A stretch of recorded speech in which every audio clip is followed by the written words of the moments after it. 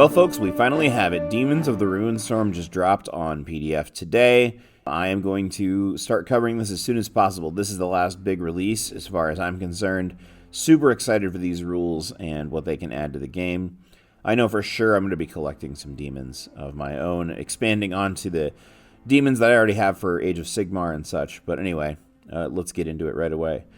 We're going to be breaking this up into multiple chunks because there's a lot of stuff going on here, and I do not have the time to go through all of it right away on day one. So today's video is going to be taking a quick look at the Etheric Dominions, the Warlord traits, and some of the Force Organization rules, which are going to clarify some things for us based on how these demons are supposed to play and how all that works. Check back here. I'm hoping to have a new video. Gosh, I'm really going to blitz and hate myself, but I'm thinking maybe I'm going to do a video every other day if possible, until I can get all of this very intently covered, because I think it's important. The few demon players who are out there are really looking forward to this. This is for you, baby. So let's start at the very beginning, because that's a very good place to start. There is a note in the foreword which talks about the core and expanded list and army profiles. All of these units, of course, are in the expanded units. They do not have official miniatures and can instead offer the collector a unique opportunity to do whatever we want. As far as disassembling a Demons of the Ruinstorm list, it makes sense that no two demons look alike, so you can modify things to different levels if you wish. You can use the, like I'm going to do, Sigmar units or whatever to represent different things, and the Etheric Dominions allow you further customization. The biggest thing is that despite those customizations, you should try to make sure that whatever upgrades you use for different units, and that's something we'll talk about in another episode, that it's clearly understood that every one of those units has that same upgrade. And one of the things they suggest here, so for example, is that if you use, for example, a Pink Horror of Tzeentch miniature as a lesser Ruinstorm demon unit with the immaterial projectile upgrade, then basically all of your Pink Horrors should have that same upgrade, because that was the only thing that makes sense. It should give your opponent a cue, so they remember what's going on. That seems nice. I like that they include that. Okay, next up, we're going to talk about the army list itself. The Gargantuan unit subtype is here again, and it appears to be exactly identical to what we saw previous.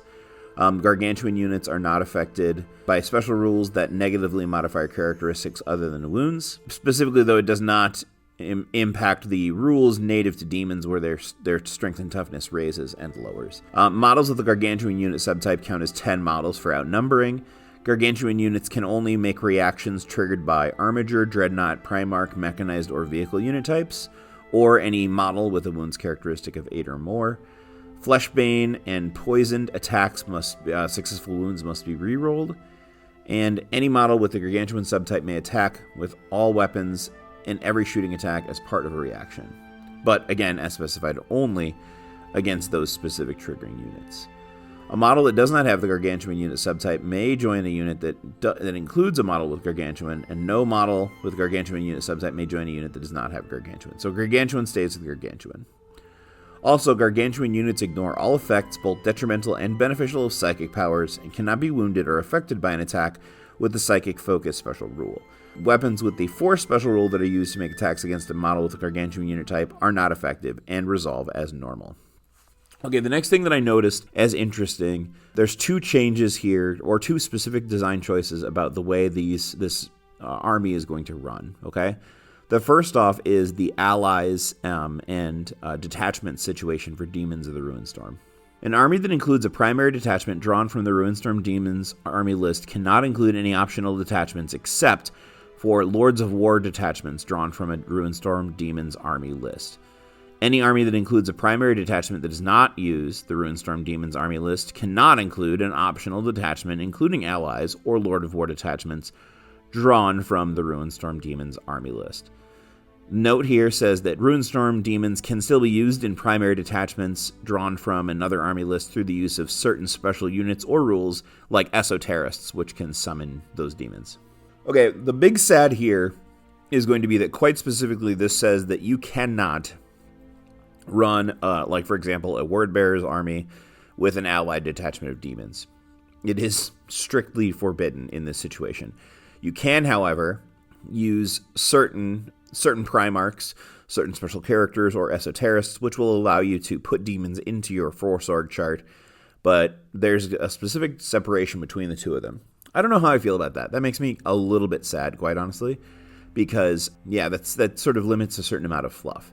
One thing that's interesting about this, though, is that it does not shut the door on, for example, the Bound Demons, which is an entirely separate sort of force organization chart, which came out in the PDF, The Burning of Amnot, in the spring. So you can still include that as an allied detachment, but not this way specifically.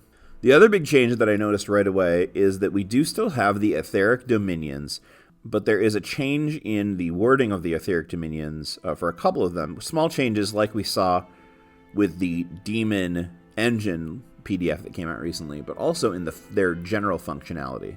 So the Etheric Dominion special rule, as written in the Ruinstorm Demon list, states, one of the innumerable hosts of demonkind, which is sworn to a greater entity, etc., etc., most of them sharing identified features that link them from the inscrutable patron they serve, providing the smallest sense of unity across a host. Okay, any unit with the Etheric Dominion special rule will have a number of additional special rules and abilities specific to their dominion.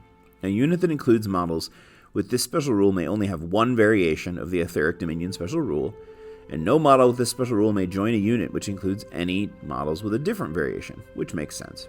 A unit which includes models with this special rule without a specific Etheric Dominion listed in brackets must select one Etheric Dominion from the list that follows during the army selection process before the start of the battle, for no additional cost, and is thereafter treated as having that variation of this special rule. This is the part where it gets interesting. All units within a detachment must have the same Etheric Dominion special rule.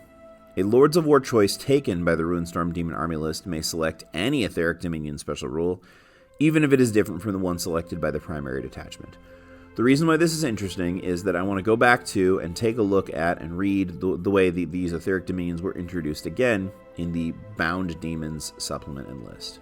Now, all of the rules there specifically say more or less the same thing until you get to the bottom in the Bound Demons list, which says, unless specifically stated otherwise, a detachment may contain units with different variations of the Etheric Dominion special rule. So this is already one separation that we're going to have, and I suppose it makes sense. Bound demons, which are like specifically, captured, called, channeled by naughty bad guys, traitors, they are trying to gather the specific ones that they want, and so they are the force that organizes and puts the will of chaos into a place where you can have multiple different forces show up on the field at the same time. The only reason they're working together is because the force of will of those psychers, those mortals that are channeling it in that specific way. Without that happening, without that will, without some sort of reach across the aisle thing, which, that's not the demon way, the Etheric Dominion is the Etheric Dominion. So you only have the likeness in that regard. One thing that's kind of sad about that, for me, is the fact that then you're going to have to really think about what units that you want to include in your Demons of the Ruinstorm list, and how you want to use them. There was definitely a possibility, especially in the Bound Demons rules, to include units that have different rules so that you can target different concepts and abilities. Basically, find different tools for the different sort of skills and use the Etheric Dominions to enhance those things. That's obviously not going to be happening now with this list. You're getting one rule, you're going to love it, and you're just going to have to deal with that, which is fine. Now, one thing to point out is the Bound Demons list. Part of the reason why I guess we really needed that option with the Etheric Dominion is because there was essentially nothing to the Bound Demons list. You just essentially had the brutes and variations on those brutes. This army does have more options. It has much more customization in that regard. So while we are losing out on the ability to select multiple Etheric Dominions, we are also getting other options in different ways. So let's not feel too bad about that quite yet. Now, as I stated before, we are getting back the Etheric Dominions from before. The names have remained the same, but changes have come up in some of their dominions. And so we'll talk about those changes and some clarifications. So the first one is the Etheric Dominion Encroaching Ruin, and this is one that manipulates the way that you take morale checks. So normally with demons, when you fail a morale check, you roll a d3 and you take that many wounds instead of falling back. In Encroaching Ruin, you simply take one wound, which is great. It's really good. On top of that, you also get the Move Through Cover special rule, which is fantastic for an army that's going to largely be melee-based. The ability to just run through terrain or whatever, it sounds like a pretty good combination. As a special note, Encroaching Ruin is also the Etheric Dominion that is hard stuck onto the Samus character. Samus Unbound, as he is now included in this book. And so that sort of fits, this Dominion fits with that theme. An additional note, which I'm getting ahead of myself because I'm not trying to do unit reviews today, but Samus Unbound, you might notice, is a Lord of War choice now. And in the previous rules for the Bound Demons, Samus Bound was an HQ choice. So this is going to be different for a couple of reasons. It's important to note that 1, he's not going to fill your compulsory HQ choice. 2, and this is the thing that is important to note, is that because he is a Lord of War choice now, he does not have to code with the Etheric Dominion that you choose. The Lord of War demon that you choose, and who can be your Warlord, can be of any Etheric Dominion and does not have to match. So you don't necessarily need to plan for this theme, but that is the theme that is being presented by those rules. Overall, I really do like the Etheric Dominion Encroaching Ruin. I think it's a nice, generic choice. You're not going to lose as many models on leadership checks, and you're going to be able to move quickly across the board. Seems like a pretty good combination to me. The next one is Heedless Slaughter, and this one is the same as it was in the last book with the Demon Engines, changed from how it was included in Bound Demons to include, well, we'll just talk about the whole thing. There is a tax on this ability that if you begin an assault phase within 8 inches of an enemy unit, you have to charge. If there's more than one eligible, that the controlling player gets to choose whichever it wants to do. But the Warlord trait does specifically say that if you've shot at something that's farther away than 8 inches, you're not allowed to shoot at one thing and charge something else. Then you do get some bonuses. You get a +1 to your charge roll, +1 to the score to determine if you win an assault, and then a +1 to rolls for sweeping advances. So this is an upgraded version of Heedless Slaughter. I believe the +1 to charges is new as of the Demon Engines rule. It was not that way for the Bound Demons rules, but it's good. And like I said before, or like has been said before, consistency here, Unbound Kabanda, which I imagine is going to generally just override the original rule set for the Kabanda model when it was released. He is tied to Heedless Slaughter as well. The next one got a nice upgrade, a really nice upgrade, the Etheric Dominion Putrid Corruption. Models with this special rule gain the heavy unit subtype and may make a special corrupted resilience roll to avoid being wounded. This is a damage mitigation roll which is made after unsaved wounds are suffered. Corrupted resilience can't be used against wounds that have instant death, psychic force, or the force special rule. To make a corrupted resilience roll a d6, and on a roll of a 5-up, it's ignored. So this is disgustingly resilient from, Warhammer 40k for Plague Marines. By the way, apparently they don't have it in 10th edition. I don't know. I don't play 40k, but still, that makes me sad. Now, the best thing about this is the Etheric Dominion Putrid Corruption was a 6+, Feel No Pain, and I hated it. I thought it was really bad.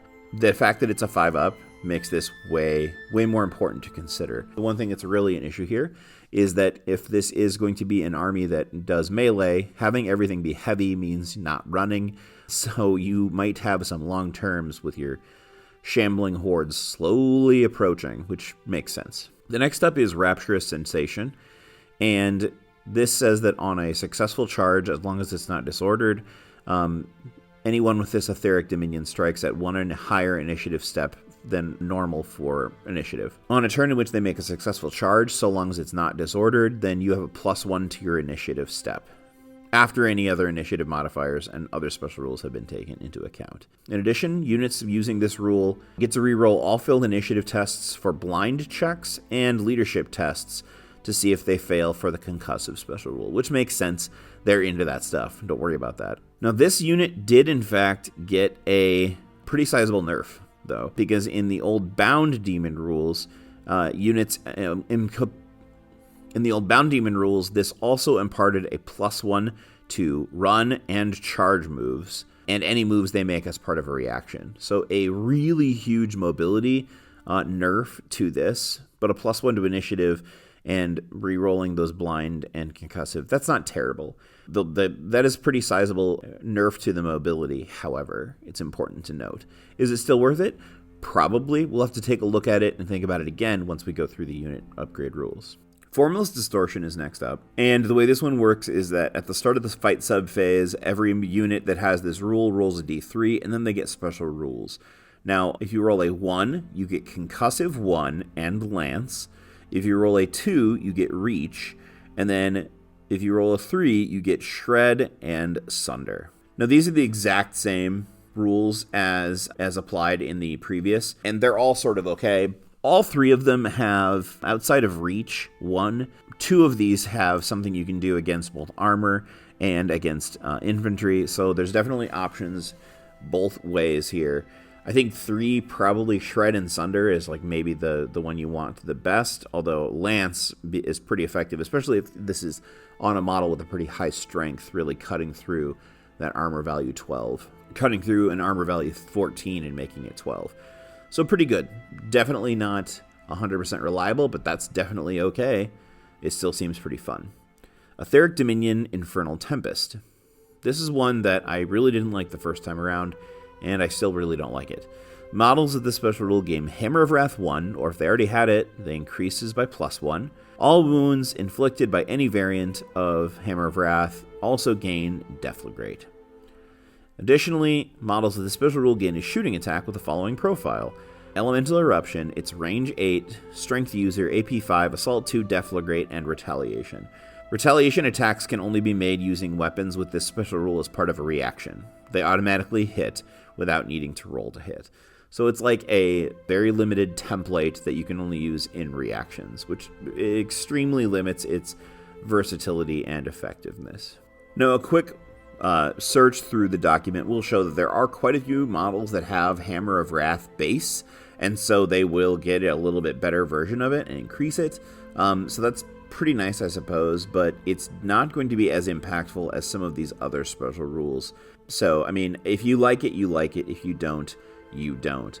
What's interesting to me in particular, though, is that if you're playing against an army that has like a ton of guard equivalent bodies, then it could actually be pretty hilarious, because the Deflagrate on those Hammer of Wraths could be pretty funny in that regard, really doubling your offensive capabilities, especially for stuff that you don't think is going to make armor saves. But it's not as strong as a couple of other things. Hammer of Wrath does happen, at initiative step 10, so you're getting those attacks in first. You're getting a chance to whittle down your opponent, but still, I'm not a huge fan. All right, next up, we're going to look at Ravenous Dissolution, and models of this special rule add +1 to hit during the first round of combat in which they're locked in combat with something that is a demon, has Corrupted or Psyker unit subtype rule, or the independent character special rule. If an enemy unit charges this unit when it is already locked in combat, that does not count as a first new round of combat. So this is good, but I liked it better when you could include just like one unit to hunt characters in a bound demon rule. I don't necessarily think that this is going to be all that particularly great. One thing that's interesting is that if you were fighting demons against demons, Ravenous Dissolution is pretty awesome. A +1 to hit in the first round of combat, but I don't know. I mean, if you end up doing that, if you end up playing against a buddy who also has demons, then yeah, I could totally see this being fun. But for a full army-wide rule, probably not otherwise. It's also important to note that this is the same rule as it was in the other one, so no changes. No changes, no notes. The last here is Malevolent Artifice, and this was good before, and it's still good. It's the same rule. Models with this special rule get to reroll all failed armor saves taken against wounds resolved at a lower strength value than their unmodified toughness characteristic. This special rule has no effect on cover saves or invulnerable saves. The base toughness for demons is generally pretty high, especially for everything that isn't a basic troop. So the Ruinstorm demons, are strength and toughness 4 with only 1 wound in this edition. So they won't be using this much at all. So this is definitely something that's only really going to benefit your bigger demons, which isn't necessarily a bad thing, but it's definitely, it's fine. It's there.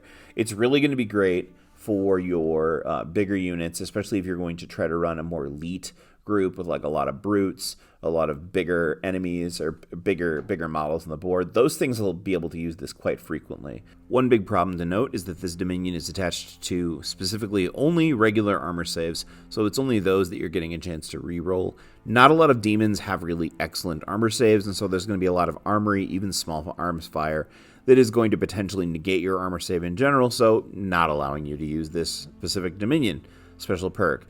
So again, it's going to be on the better demons, but some of them that just only have a 4+ save. Anyway, there's a lot of weaponry that you might be getting shot with that's just going to keep you from using what you've got. So just something to consider, and something we'll have to take a look at when we look at the more specific rules. Is it worth it then if you're just going to spam a bunch of little demons just to like hold position and clog up the board and then let your big guys go around, mop up, and re-roll those armor saves? Yeah, it might. It might just be. We'll have to see when we look at those specific unit rules.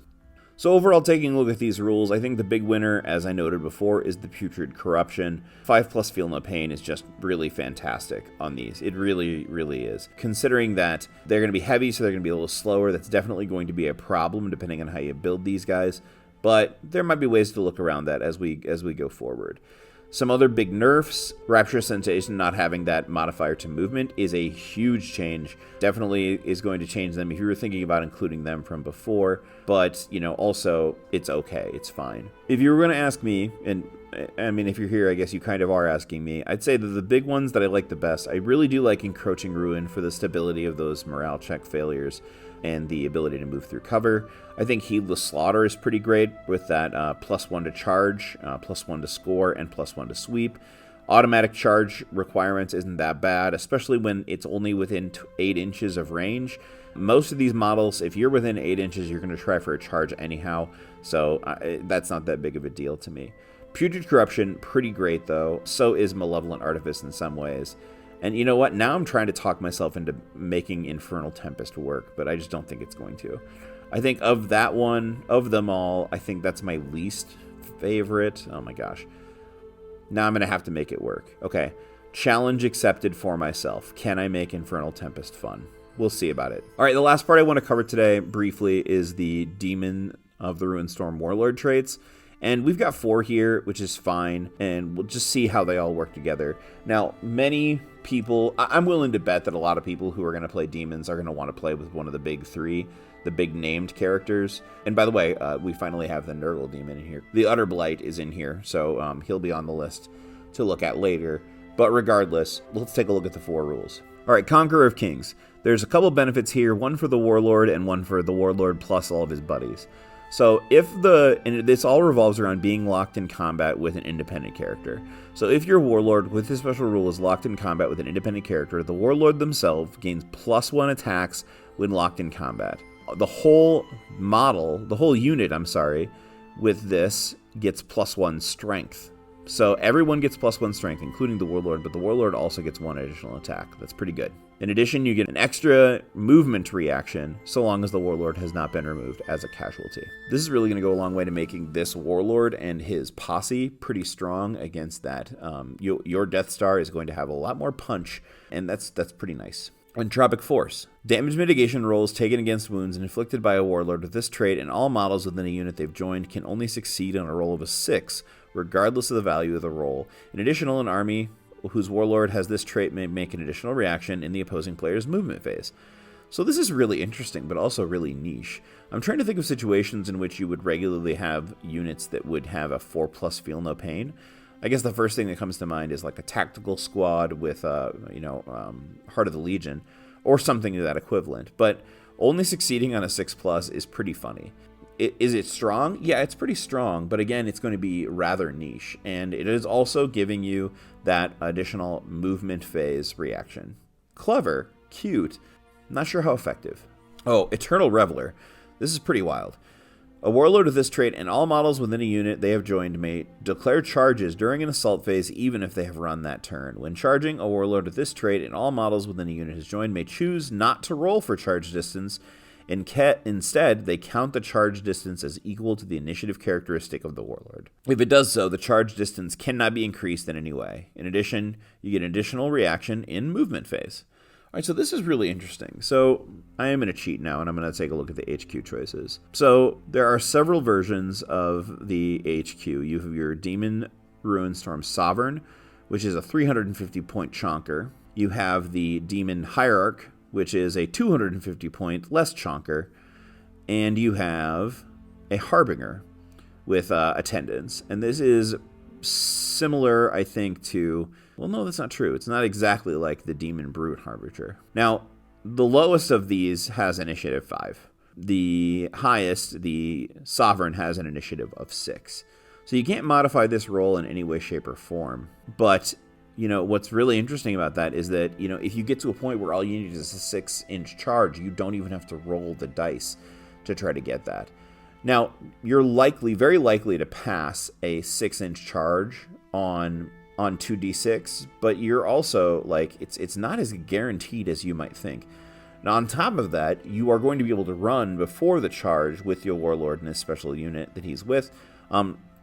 So you're also getting an additional bit of distance along with it. Now, let's say we were going to include this with Encroaching Ruin. If you were able to run, move your standard movement and then run 5 inches and then charge as well, then, if at the end of the movement phase you would have been at 11 inches and you were able to, like I said, run 5 and then charge 6, then you're sitting pretty nice in that regard. This is actually pretty awesome, specifically for your Warlord, of course. If you got a Ginsu close combat unit sort of situation, pretty nice. I do like this one. The last is the Walker of Paths. This one's a little bit wacky. An army whose Warlord has this trait may, at the start of a battle, once all players have deployed all of their units onto the battlefield, and any rolls to seize the initiative have been made, select up to 2 units with the demon unit type that are under their control and deployed on the battlefield. The selected units may be removed from the battlefield and placed into reserve. For each unit removed from the battlefield in this way, the controlling player must deploy a unit with a demon unit type from reserve on the battlefield, following the constraints of the mission being placed. The units chosen to be placed in reserve may enter the battlefield as normal or via the Herald of Unreality special rule, if a model within the army has that special rule. In addition, an army who has this Warlord as a trait gets an additional reaction in the shooting phase. Okay, so this is really, really interestingly powerful.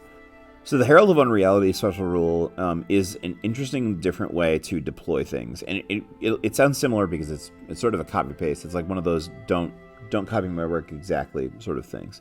An army that includes a model with this special rule may select up to 2 units from the same detachment that have the demon unit type to be deployed in reserve at the start of the battle. If an army includes more than one model with this rule, then they may select one additional unit that has the demon unit type to place in reserve for each model in the army with the rule beyond the first.